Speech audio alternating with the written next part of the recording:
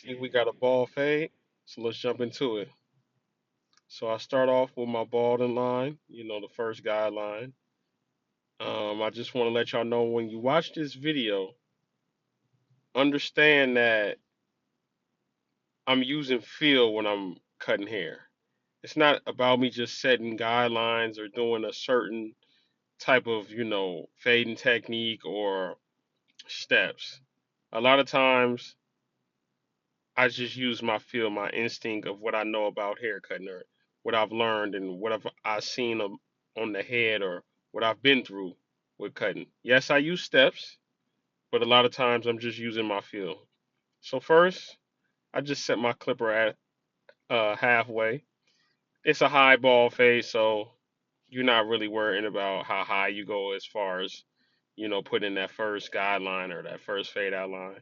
But as you can see, I opened my clipper right there to hit that line at the bottom of it and just, go up a half an inch. So the line, as you can see from the bottom line to the line that's at the darkest, is about an inch. I close my clipper about one notch, knocking out the bottom part of that line. I mean, and just fading out at this point. Once again, you want to start pretty much underneath that first line to knock out the line, and you just fade up, man. You just knock it out very smooth, very light touch. You don't have to go too hard. I'm going a little bit hard here, but that's because I'm going quick. But just use the corner of your blade, fade it out, and you keep hitting that notch. Once again, it's not about steps; it's about feel. So right there, I didn't know, you know, which notch I'm gonna hit. I'm just hitting a notch and just going. I'm just making sure that it's all blended pretty much out. Making sure that that fade is smooth.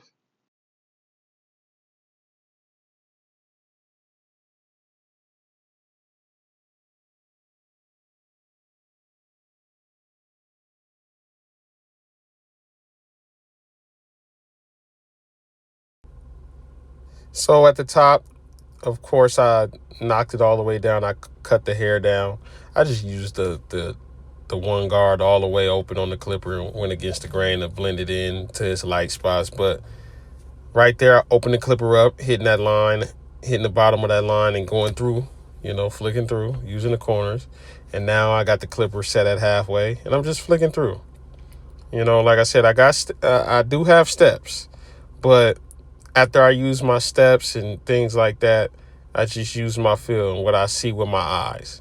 And that's the thing you have to develop as a barber. You have to develop your eyes. It's all about eyes. Your eyes is going to tell you what to cut. So trust your eyes. Trust what you see. Study what you need to see. I see a lot of barbers out there, they just post. And, I know a lot of times no one really tells you that, yes, to take videos to post and put on your Instagram, promote yourself, making videos, all of that stuff. But use the camera as a way to help you fade. The camera will tell you what to fade. It will tell you where you've missed lines and missed dark spots. All those things will show up. It'll tell you if your line is crooked. So do all of that. Use the camera as a way to study as well, not just to post. Use it to study your film and get better at your craft. It's like a football player or anybody that's playing a sport. You got to watch film to get better.